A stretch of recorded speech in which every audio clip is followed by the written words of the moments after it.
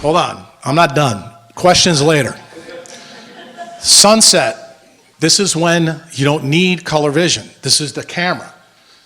They regenerate at nighttime. There's another opsin that you may not know about. It's called neuropsin. It's on the cornea of the eye and it's on your skin. It's a UVA light detector. So if the ophthalmologists are right, why don't you ask them, well, why do we have a UVA light receptor in our eye if it's really bad for us? Well, it turns out this is going to be really important right now. Melatonin is considered the hormone of darkness. Remember those photon traps I told you about? Well, guess what? That neuropsin tells the brain that UVA light is present and it can begin to make melatonin from sunlight.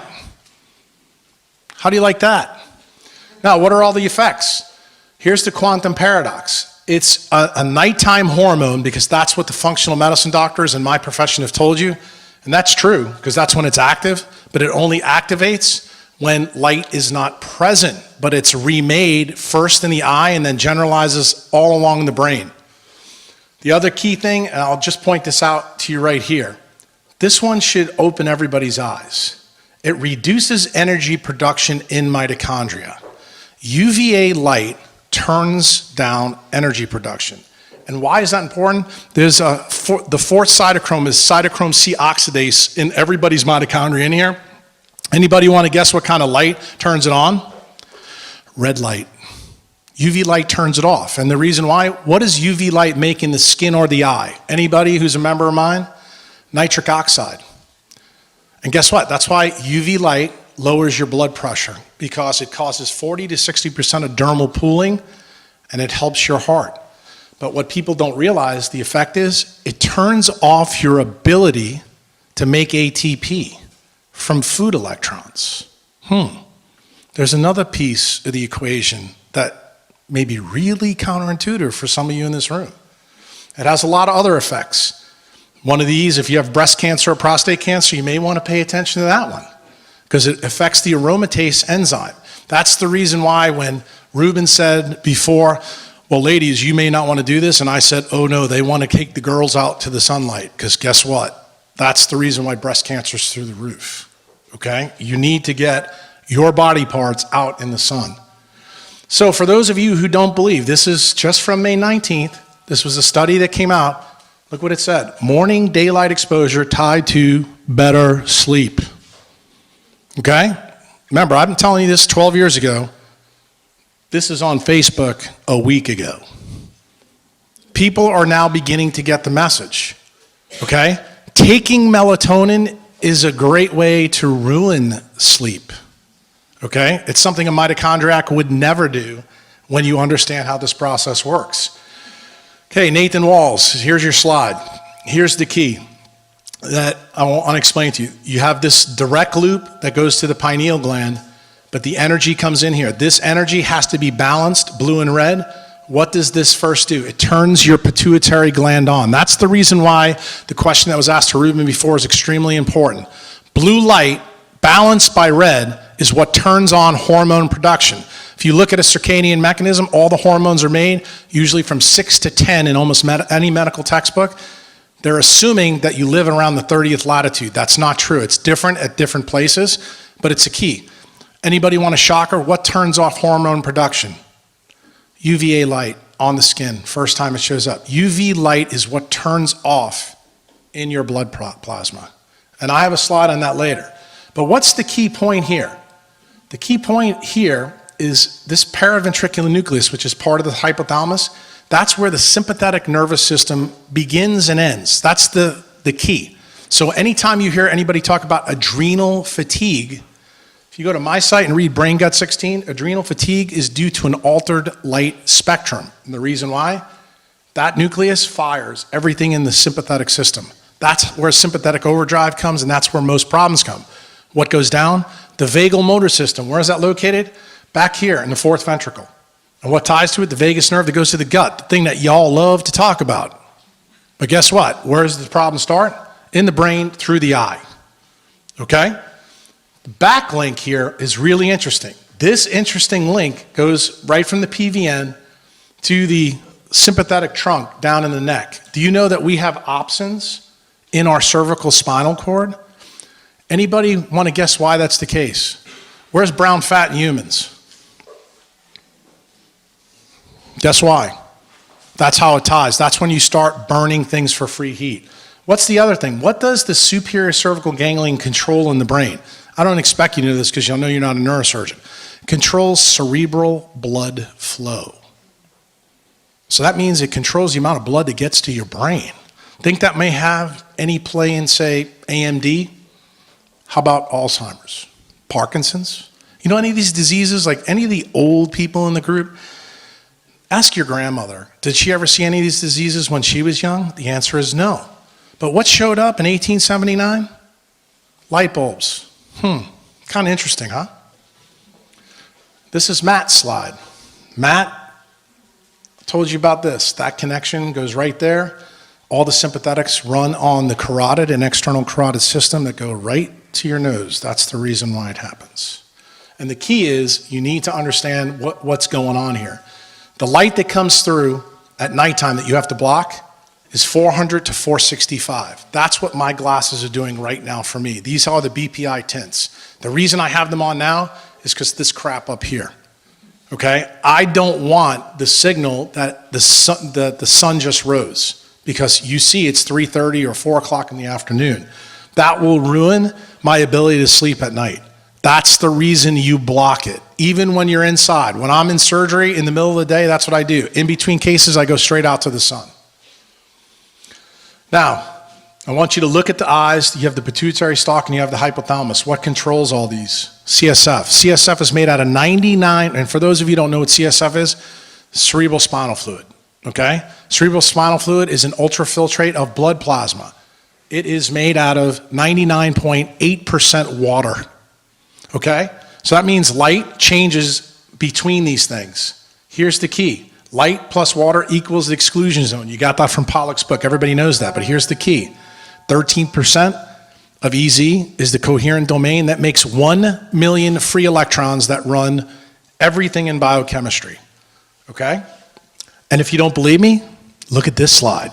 For those of you who are not physicists, Tina Carew is probably the leading researcher from Russia in LLLT and photobiomodulation, which is really all the study of red light. Here's the key to life. I tell all my members this and they know it. This is an excited electron. This is a regular ground state electron. You know what life's all about? In this slide, this is called a Jablonski diagram, for those of you who don't know. That excited light falls to the ground state. Here's how all the things occur. This is the redox pile of electrons. That runs everything in a mitochondria. Here's the ROS signal. As light slows down, all these things occur in a mitochondria. Light slows down further, and look what happens. You get biochemical changes activity. This is what most of the people in this room who've talked to you today, this is the level they're at. They don't know that much about how this all occurs. And it all occurs as an excited electron releases light to the mitochondrial system. That's what controls you. It's not what you think. So, when we talk about nature, here's the problem with my profession. This is what we need to realize. We need people to reconnect with nature instead of PhD researchers who are worried about getting their journal articles in Nature, okay? So they can get funded. We need to think about this a little bit differently. And when I had this realization, Fritz Hallwich's work basically was recapitulated in Ott's book. That's Ott's book right there. For those of you who don't know, you can find it probably for $2 on Amazon because it's so old. But you need to read his book. It's amazing. And for the ladies in the room, never wear anything pink again. You'll get the message, the reason why, when you read that book. But all these things opened my eyes to something that I had never appreciated before. So I went back and I started to look at light. And here's light in the visible spectrum. Most people know it goes between UV and IR. But here's this other part right here. Life tends to also use the 7.83 hertz because that's what runs the EEGs and the alpha waves in your brain. But here's the funny part. Modern life is right here. And life is not designed to use any of these. And these are all the things down here that do it. What happens when you use these? You lose the alpha wave in the brain. And when you lose the alpha wave in the brain, that's when you have to do some of the crazy stuff that Ruben's talked to you about using biofeedback to retune the circadian oscillator in your eye. What's the best way to do that, Ruben? Become the Sphinx. The Sphinx looks to the east every morning with all 4 extremities grounded. That is the best way to retrain the circadian oscillator in your body, through your eye, while you're grounded. So, instead of thinking like a neurosurgeon, I started to think like Ruben.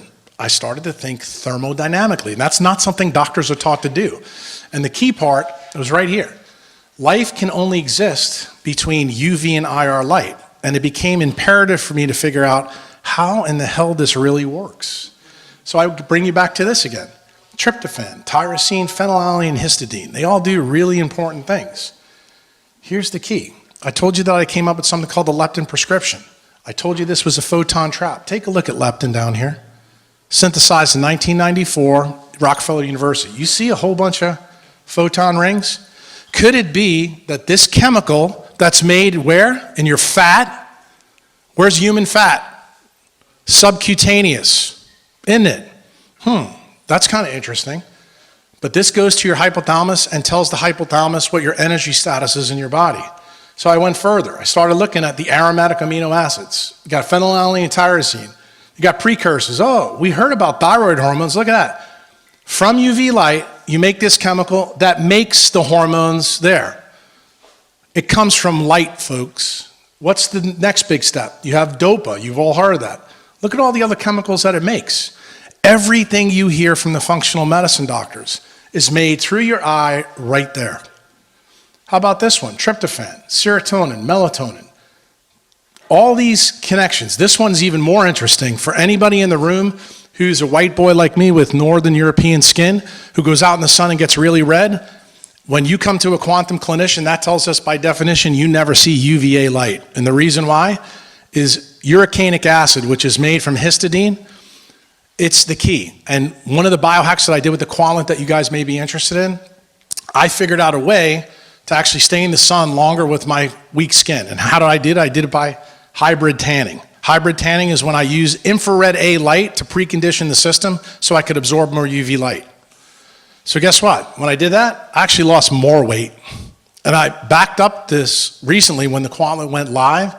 It actually works. So what's the story? AM sunlight, meaning it's got to be red, balanced, and blue, with diurnal UV, meaning UV shows up later, but it's important, and you got to get it through your eye. Wearing contacts, no bueno. Wearing glasses, no bueno. That's why when you see me outside, you see me like this, or I'll put it on when the UV's out. The other big thing is this system, the way it works, has that feedback loop. The melatonin first made in your eye is incredibly important. And there's one other thing that's on that slide I want to point out, just because we've had a recent problem. Don't you think it's kind of funny that balanced AM light through this pituitary gland makes this chemical here called beta endorphin? Anybody know what that is? That is an opiate. Do you know what Mother Nature's telling us on this slide? That we are designed to be addicted to the sun. So you know that we just had a recent famous guy, Soundgarden guy, who I used to listen to when I was Chris Cornwell. He died. And what did he die? What did Kurt Cobain die of? Drug addiction. What about Michael Jackson? Drug addiction. What do you know about musicians? They're always around non-native EMF, and they're always doing concerts when? At night. Under what kind of light? Why do they have to use drugs? Because their body can't make beta endorphin. So guess what? Jimi Hendrix, Janis Joplin, should I go on? You are designed by Mother Nature to be in the sun, contrary to what the dermatologists and ophthalmologists tell you. And the proof is right there.